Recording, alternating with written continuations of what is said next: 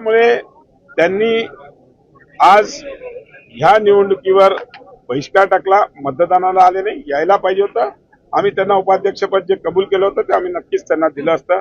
आम्ही सकाळपर्यंत त्यांची वाट बघितली, ते काय आले नाही. त्यांचा कोणाचा फोन नाही, त्यांचा कोणाचा संपर्क नाही, कारण की त्यांना सकाळपर्यंत अशी आशा होती की आपलं गणित जमलेलं आहे आणि त्या गणितात ते ओव्हर कॉन्फिडन्स मध्ये राहिले. 2 आमदारांना त्यांच्या नातेवाईकांना अध्यक्ष करायचं होतं, म्हणून त्यांनी माननीय उपमुख्यमंत्र्यांना मिसगाईड केलं की आपला आकडा 37चा आहे, आपला आकडा 35चा आहे. पण तो आकडा, तो मॅजिक फिगर त्यांना गेन करता आला नाही.